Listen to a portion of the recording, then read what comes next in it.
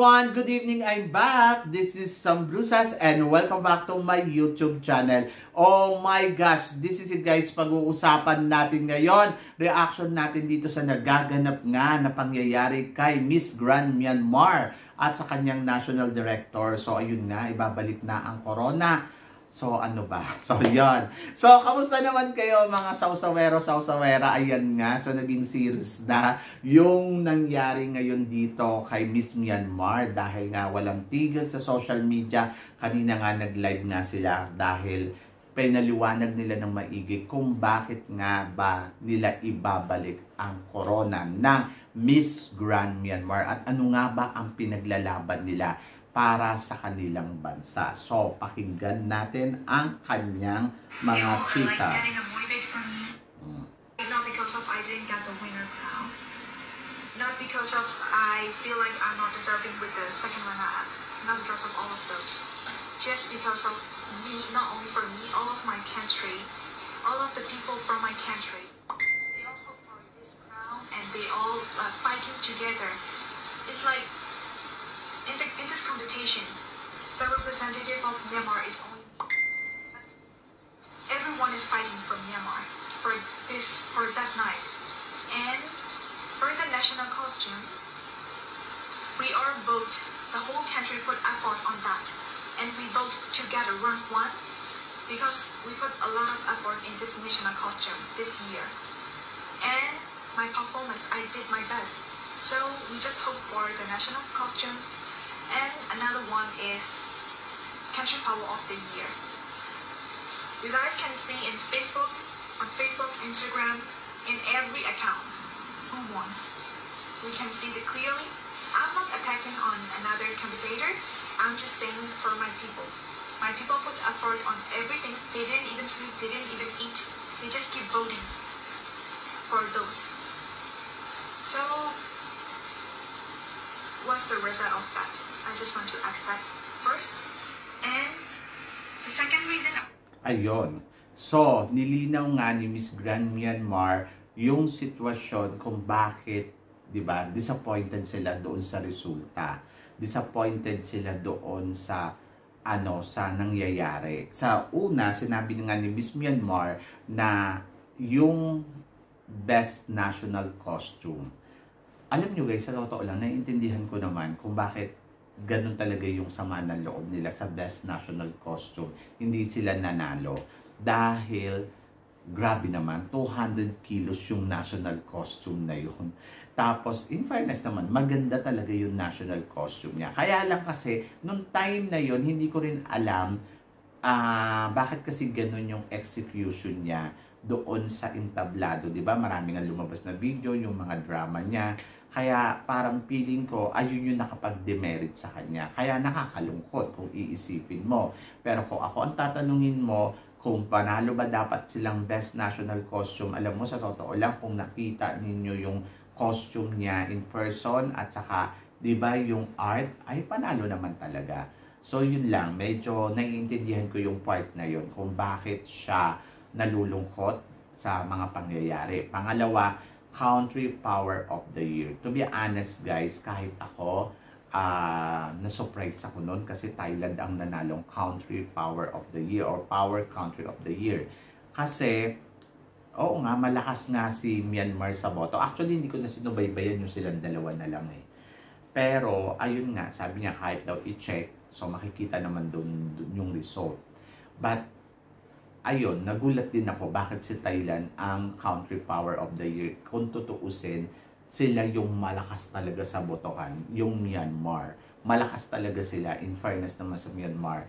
Ayun, so medyo dun sa part na yun, may punto nga naman siya. So yun yung pinaglalaban nila dito, na hindi sila nanalong best national costume. Feeling nila talaga na sobrang nadaya sila, feeling nila sobrang na-hurt sila ng bonggang-bongga dahil sa pinaghirapan nila. So, siguro, ayun yung mga naging dahilan. My crime is, in that hall, a lot of Myanmar flags over there. I can see from the stage. A lot of people are crying. A lot of my people are crying. My Burmese people are crying. How am I feeling? Alam mo, sa totoo lang, ayan, medyo hindi naman ganon. Kasi marami din naman akong katabi yung mga Myanmar. Nalungkot lang sila, pero hindi naman sila umiiyak. So, medyo iba din kasi yung kwento. Anyway, ako ang masasabi ko lang dyan, naiintindihan ko naman kung ano yung inaano nila dyan kasi ang dami na nilang sinisisi. Andiyan dyan si yung national director niya, nag-live din. Sinisisi niya na yung social media, sinisisi niya yung Thai media. Ang dami niyang sinisisi. Kumbaga parang naghahanap na sila ng mga kung bakit ganito nakalaki yung nangyayari. Dahil nga nakita nga yung reaction nila na gano'n na hindi maganda kasi nga kinukuhanan daw sila ng video. Hindi mo naman na kontrolado yon kasi yung mga yan, once na yung mga media ang hinahanap nila, syempre kung ano yung nakikita doon at kung ano yung pangyayari, so ilalabas talaga nila sa social media. And ayun lang, so iba-ibang anggulo, may mga tinapon, may mga hindi, yung corona. Pero ako hindi tinapon yung corona. Ayun ay tinanggal at hinubad yung sash and then binigay doon sa isa. Kasi kung tinapon yung corona, di sana naiwan doon sa floor. Hindi naman nila tinapon yung corona. So yun yon. Pangalawa, nagalit sila kasi ayun nga, may mga nagbibideo talaga na alam mo yung gano'n na yung sitwasyon nila. Pero hindi mo rin naman mabiblame kasi sobrang yung mga tao kasi syempre lahat ng eksena doon talagang makukuhanan ng kasi may mga camera. So, ang sagot ko lang dyan, ganito lang yan. Number 1 is attitude. So, dapat alam mo kung paano mo dalhin yung sarili mo sa isang sitwasyon. So, nandoon na, yes, hindi ka nanalo ng Best National Costume. Isa yun sa mga kinalulungkot mo. Kung ako nga tatanungin ninyo, sa totoo lang, si CJ, dapat nanalo siya ng Best Performance. Dahil kung tutuusin, kung titignan mo talaga sa mga performance, si CJ talaga yung pinaka-caliber, pinaka-bongga, at pinaka-magandang galawan. Pero, okay lang yun. Diba? Kung tutuusin, masama ang loob ko doon dahil parang best performance dapat dito si CJ. Kung iisipin mo. Pangalawa, dapat nanalo tayong best in swimsuit. Pero hindi tayo nanalo best in swimsuit. Binigay yun kay Brazil. Pero kung tutuusin, best in swimsuit nung time na competition nila, I think it's CJ Opiasa. Kasi yung caliber, yung the way kung paano niya dalhin yung swimsuit, di ba? So ako para sa akin, best in swimsuit, CJ Opiasa. Best in performance, CJ Opiasa. Pero kasi may decision kasi sila na dapat din respetuhin. So yes, totoo naman, lumalaban yung bansa nila. Totoo naman yun. Pero wala din nagsabi na na ganun yung gawin mo. So, hindi daw kumakain yung mga tao. So, nandoon na rin ako. Naiintindihan ko yun. Kasi vote kayo ng vote. So, yun nga So, dapat hinay-hinay lang. Kasi, tingnan mo yung mga Pilipino, boboto. So, kung malagay dyan, okay. Kung hindi, okay lang din. Di ba? Kasi para at the end of the story, talagang sasama yung loob mo. So, yun. Ayun yung pinaglalaban nila dito. Gusto nila maging Power Country of the Year. Kasi, naniniwala sila na nagkaisa sila at talagang pinaglaban nila yung bansa nila. So, masyado talaga nilang sineryoso. In fairness naman. So, sineryoso talaga nila yung laban nila dito. Diba? So, yon. And then, sila na nga rin nagsabi, competition to. So, ang competition ay wala tayong magagawa. Kasi talagang, ayun competition talaga siya. So, pwede kang manalo, pwede kang matalo. Depende yan sa nakikita ng mga kurado. So, yon. So, tignan pa natin yung iba niya sinabi. How can I stay happy with that crown? So, I started crying because I feel sorry for them. I feel sad for them. Not because of I don't get the winner crown. I'm not fighting for the winner crown. I'm fighting for my country. I just competing just because of I want to show what Burmese people can do. Not like I want the winner crown and walk like that.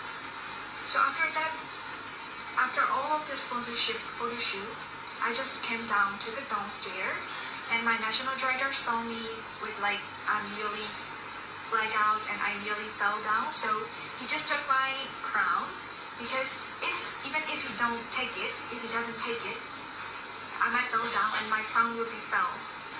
That would be more. It's like, you know, the crown would touch the ground. I don't want that kind of situation. It's like he just take care of me, and another trainer of me, also my national dry doors friend, he just grabbed me and he just left me because I can't walk anymore. My whole heart just destroyed. Not only me, there are a lot of my fans. Ayun nga. So, ayun yung sinasabi na kung bakit may naglalabas na binato daw yung corona. Hindi binato yung corona. So, kinuha yung corona, tinanggal sa ulo niya, tinanggal yung sash niya at binigay naman doon sa ano. In fairness naman sa Myanmar. Pero kasi ganito yun eh. Ayun yung tulad nga na sinasabi ko, dapat kontrolado mo yung sarili mo sa anong sitwasyon. Huwag kang magpapadala doon sa emosyon mo. Kasi ganito lang yan, sinasabi nga, hindi naman siya nagagalit o hindi sumasama yung loob niya dahil sa second runner-up lang siya. Nalulungkot siya, kaya siya umiyak dahil nalulungkot siya doon sa people niya. So, naiintindihan ko yon, emosyon, di ba? Pero kasi, ayun nga yung nagiging problema. Dapat ang isang beauty queen, para manalo ka ng pagiging isang beauty queen, dapat una, baguhin muna ang ugali. Hindi lang kay Myanmar ha, sa lahat ng mga gustong maging beauty queen dyan, ikaklaro ko lang. Una, baguhin yung ugali. Dapat wala kang attitude. Hindi ka dapat nagmamaldita, hindi ka dapat gumagawa ng mga eksena na alam mong magbabalik din sa'yo ng bonggang-bongga. Yung alam mo yung babalikan ka din ng bonggang-bongga dahil nakikitaan ka ng pangit na attitude. Pangalawa, dapat matuto ka talagang makibagay. Authenticity ang kailangan. Kung sino ka, yun dapat yung totoong nakikita sa'yo. Hindi yung nagpapanggap ka lang. Hindi to kay Myanmar ha, lahat.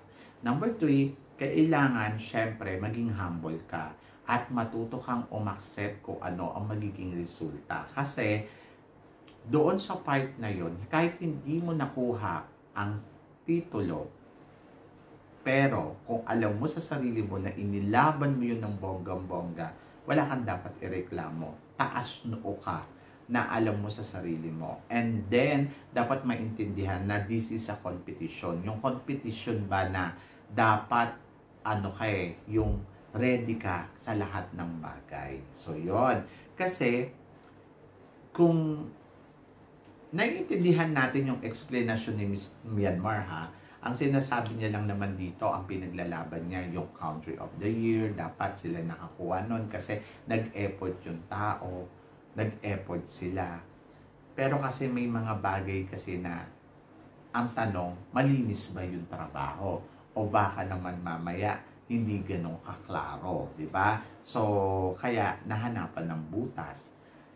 Kahit di naman ako, nagulat ako kasi ine-expect ko na sila yung country of the year. Pero kasi hindi ko alam kung paano tinignan yon ng organization at chinek na isa-isa kung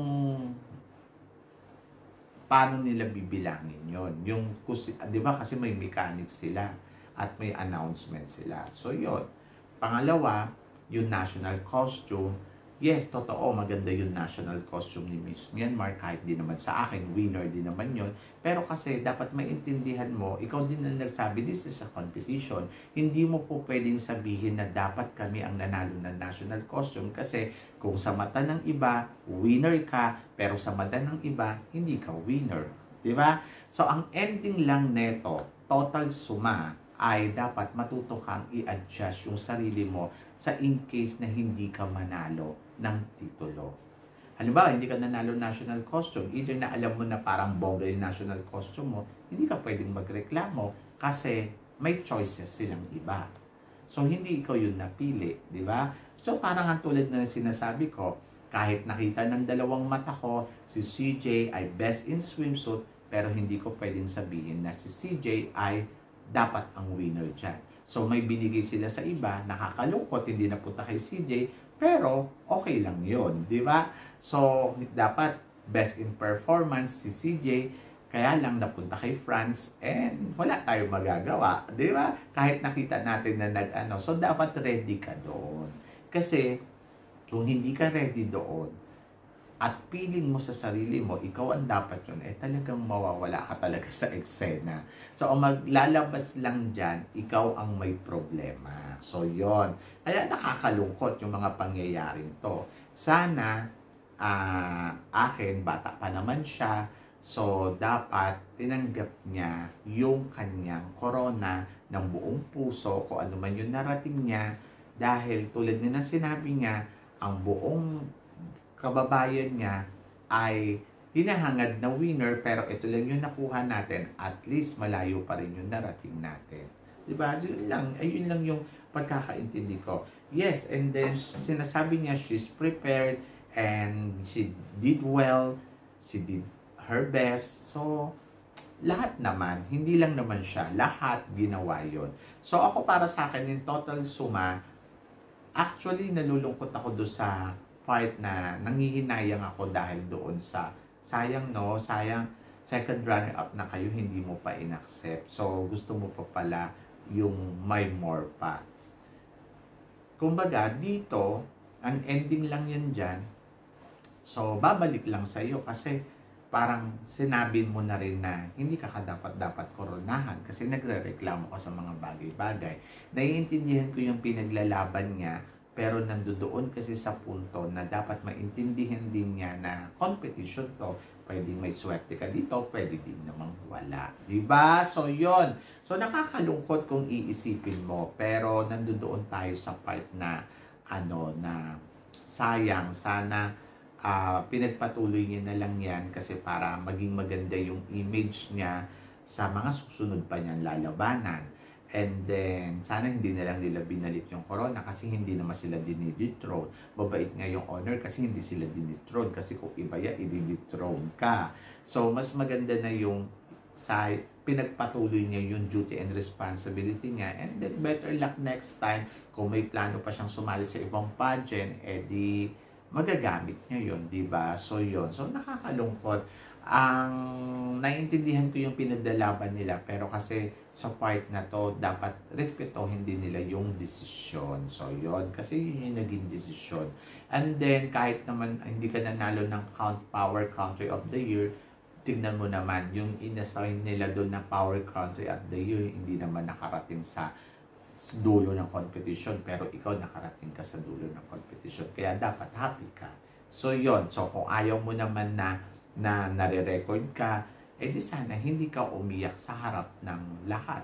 Sana kinip mo na lang hanggang sa makarating ka sa bahay mo. Diba? So, yon. Kaya mahirap. So, kahit anong paliwanag nila dyan, ang ending lang, lalabas lang silang may attitude at ayaw nilang tumanggap ng pagkatalo. So, ganun lang yun. Kasi dineclare na nila pala sa sarili nila na sila ang panalo, ang ending tuloy, sila ang nasasaktan kasi sinabi nila na dapat sila yon. Sana naging sila na lang ang hurado, di ba? So, yun, nakakaloka. Anyway, naging series na sila every night. Pero, enjoy naman kasi at least unti-unti natin naliliwanagan kung saan nga ba nanggagaling yung kanilang nararamdaman.